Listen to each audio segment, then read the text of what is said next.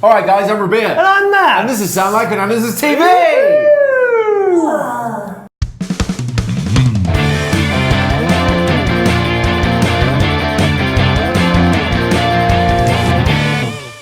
Hi Matt. Hi, Rabea.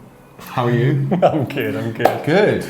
Good, man. Guess what we're doing today? I will guess. Is it something about blues? Is it something about Sound Like ultimate blues rig for under £1,500? Yes, I think it might be. Good guess. Okay, that was a good guess. It was. So today, as per the title, we're going to be trying to find, using all of our experience with a £1,500 budget and sounding like different artists, we're going to be trying to pick the gear to sound the best in a blues setting. Yes, we are. One rig each. And some jams in a blues style. There you go. That's all there is to it. Let's go get some guitars. Let's do it. So I just picked this up because this is my go-to, on a budget, great quality, bluesy guitar that I would pick. Do you know what though? What? I don't know what you're thinking about amps and pedals, but at 359, that does give us quite a lot left. So I would say you could probably go a bit more expensive on the guitar side. Because if I was to put this back, right? But you're thinking just a bear in wind mind, back. I'm going Strat. You are going Strat, Yeah, of but course I am. Blues. So this is the other thing I was going to say, was there was G and L. So if you follow me over this way, look at what you can get. So this is 449, and this, it's a weighty number, but this is a Fullerton in red, Tribute Legacy. Now, I think these are all American parts as well. I mean, it's probably a great quality guitar, but I can't really decide whether it's for me, for my ultimate blues rig. I've got £450. Oh, I don't know. I think I want the classic vibe, and that's saying something, because I think the classic vibe for the money is one of the best triple single coil Fender Strat style guitars you can get, personally. I mean, we've used it a lot. I really like it. They are great, and I'm not disputing that. I'm just saying there's probably more flex than you think. There is definitely more flex. Having change is no bad thing. But also it's about how you feel playing it, you know? Yeah. So, this is I cool. think for now... This guy. Oh, it's a bit more expensive. Yeah, that's way more expensive. That's way out of my price range. Yeah, nice though. Lovely looking guitar. Yeah, I'm going to get the classic vibe 60s Strat. My voice sounds weird. Okay, I'm going to go a different direction. I'm going to go with something more Gibson-y. So, this way. I want to get one of these Ibanez's, like maybe this. Look at that. Is that a blues guitar? What a beast. Is that an ultimate blues guitar? Well, to be honest, for £1,500, I mean, I'm thinking one rig should be the Strat, iconic blues thing. The other needs to be LP 325, something like that. Obviously, I'm just thinking I've got Buddy Guy in my head saying play semi-hollow. Yeah, true. So in the spirit of finding something bluesy and semi-hollow, I found this Ibanez, which is the AS93FM TCD 5B01, which is a blues sounding name. It looks pretty bluesy. I decided to go Ibanez over Epiphone. We've used the Epiphones a lot, but I thought I could get a little bit more for my money, made in Indonesia over made in China. I've landed on a Princeton reverb amp, which I've not used in Sound Like before. This is 929. It's got a great tremolo in it, it's got reverb of course, and it's just straight up Fender clean amp, high headroom. So it's going to sort me out if I want to do any kind of cleaner blues stuff. On top of which, I've decided to do the classic 108 mini fuzz from MXR, because it's basically a fuzz face in a small box, and the Sugar Drive, which is more of an overdrive gainy pedal, because this is so clean.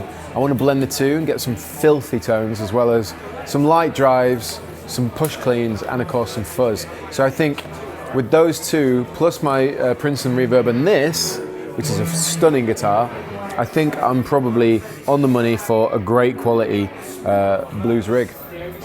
So I'm in the land of Fenders, and I thought this aptly named amp will sort me out. This is the Blues Junior 4, so 15 watts of power, should be loud enough, should be powerful enough, and should take pedals well.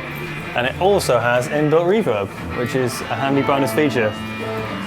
You might have noticed that I've already got my pedals, so I went for the J-Rad Archer, the clone, and this is the Noble ODR, which is like a transparent overdrive. So I'm hoping with those, plus this, plus my Ibanez, it sounds great. I do have a little bit of money left, so I'm going to buy my buddy a beer, because he's run out of money. I think he should have a wah, so I'm going to buy him a wah.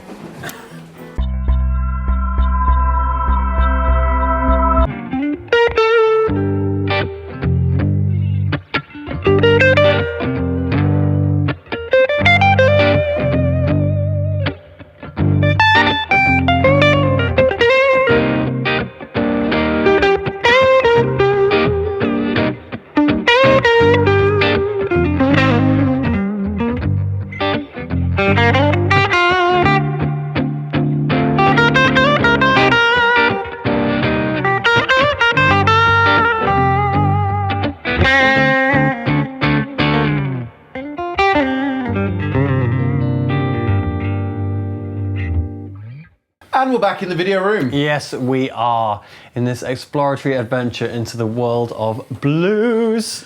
Caveat right now, as always, it seems to be a trend, but I am definitely not a blues player.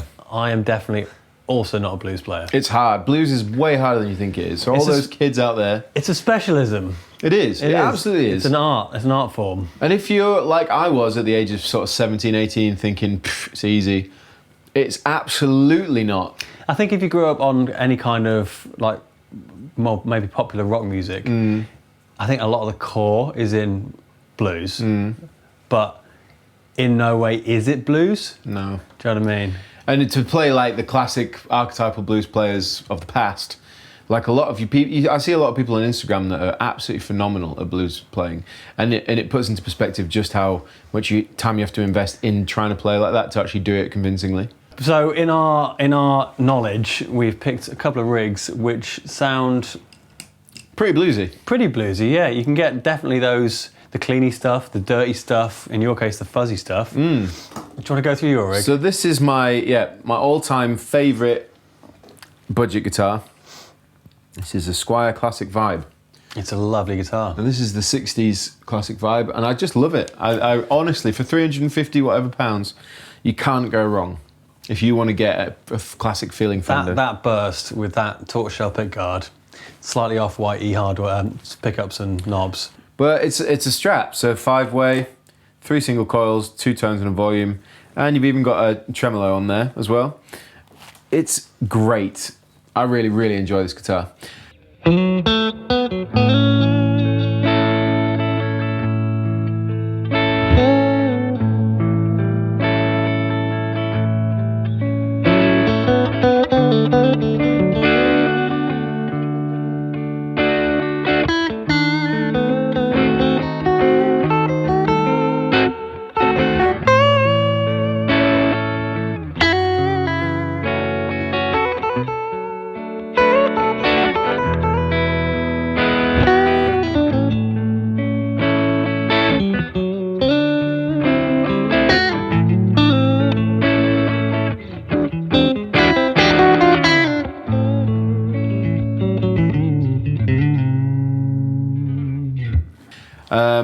And I'm running it, well, the pedals I'm running into are the Sugar Drive by MXR, which can serve as a high gain or hard rock overdrive, or it can be a pushed drive, which you'd use in front of a clean amp. In this case, I am. It's a very good pedal. And then that runs into the classic 108 fuzz, which is basically a fuzz face. Right. And you've got a buffer switch as well, so you can mess with that and get a different kind of sound out of it. But we're also running into a little Vox 845 wah, which I didn't really use in any excerpt as such, because I just didn't. But you can use them in the world of blues guitar playing. Moving across to the amplifier, which is the Gem, de la Gem, and that is the Fender Princeton Reverb amplifier, because it sounds fantastic. So let me show you what it sounds like straight in. We go.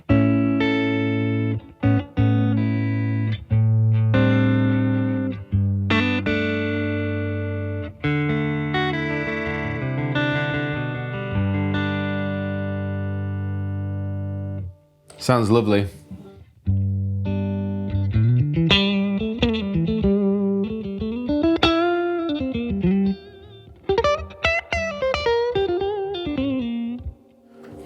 really, really nice sounding amplifier. Love it. Not bad. But when you put the sugar drive in, and I've got it running the gain pretty low and the volume's just pushing it, so this is without. And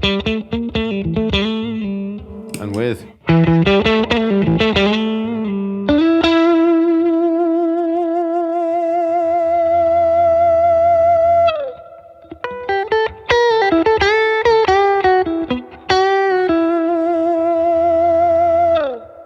It's great. Lovely.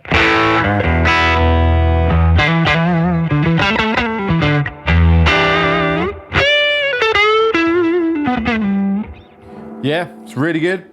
It does that kind of like mid bump thing. Yeah. But of course, where we're running the gain is really low. If I was to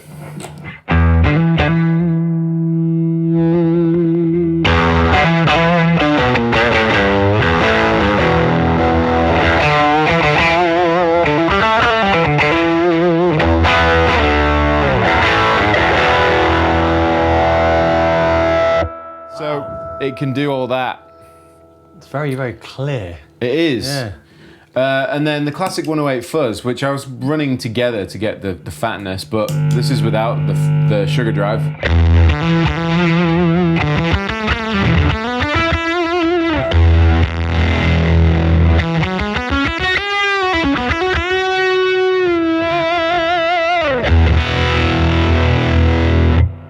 Oh, sounds lovely. It's full on.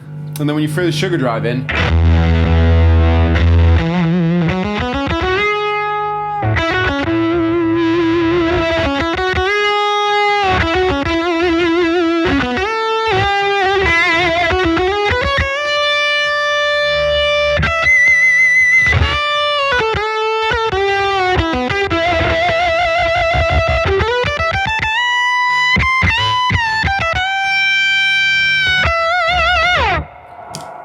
oh, it's ridiculous. Wow, that sounds great. It does.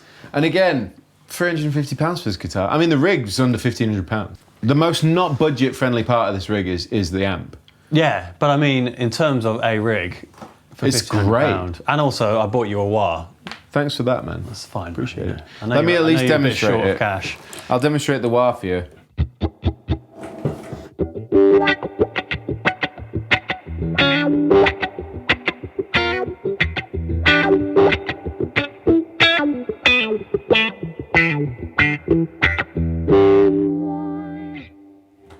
So there are two things that wahs can do: 70s cop show music and sounding like Pingu. yeah. And that's it, apparently.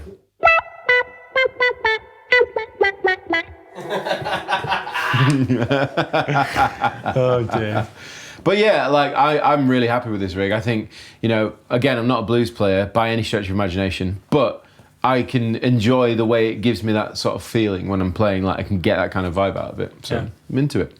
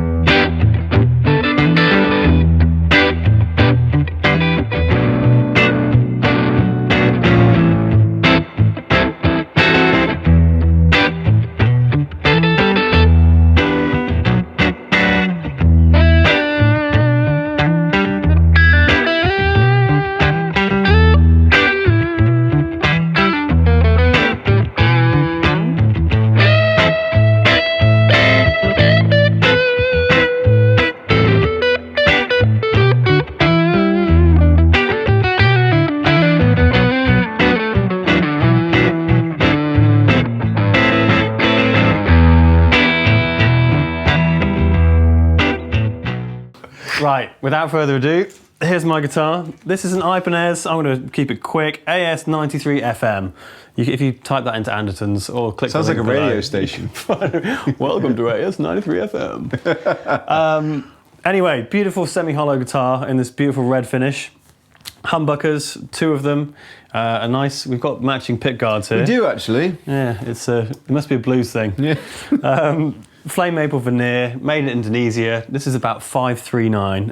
It's a great looking guitar. All in, a great guitar, and it sounds great, it plays great. The main thing I wanted to get and achieve is I was going to go for the semi-hollow thing. I've had a few issues with tuning in the past, so I wanted to get something which was good quality and nice and stable, which this has been. Nice. Watch me play it out of tune now. That goes into the J-Rad Archer, the Klon replica, and then into the Nobles ODR Mini, which is kind of like a transparent overdrive. And then finally into the Fender Blues Junior 4, or IV, depending on how you pronounce stuff. 15 watts of blues power. Here's how my guitar sounds.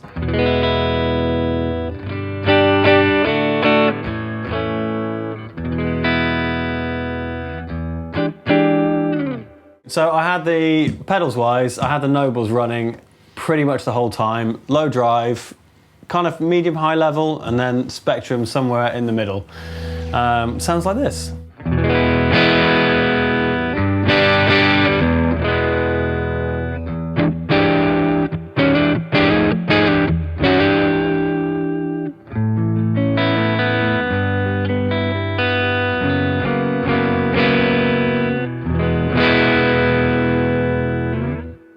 So that kind of is doing what my Sugar Drive's doing. It's kind of giving you that warmth and a bit of glass on the top. Yeah, and it breaks up ever so slightly. Yeah, and yeah. I've always really liked on like a semi-hollow guitar when you get the...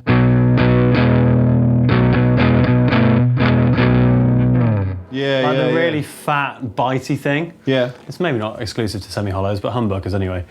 And then I was using the Archer, the J-Rad Archer, made for a bit of lead, basically. I wasn't blown away with the application in blues, but that's just me. But it sounded good either way.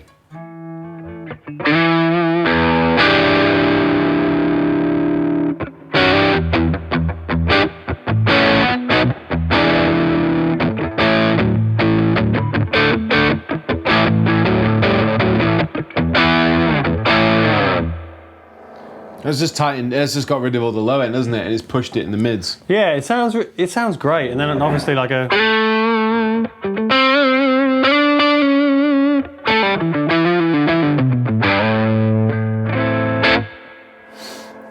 So yeah, it sounds great, honestly. But I think in a mix that would be really good to have on the board. Yeah, it was because it takes out the low end. Yeah, it took a bit of dialing in, but I think something warmer and fuller would have suited me better. But either way, I'm still really pleased with how this sounds. And budget-wise, these are only about it's only about £600. This is about $539, so $1139. We're kind of in the same. You spent more on the guitar. $1,200, but I'm about $1,400. Yeah. So not too bad. But I think that they were very different rigs and complementary as well, which is good. And that would conclude our Ultimate Blues rig without busting the bank. Awesome, it's been great fun. Yes, who do you think had the Ultimate Blues rig, me or Matt? Who knows? All the gear is in the description box below, as per the usual.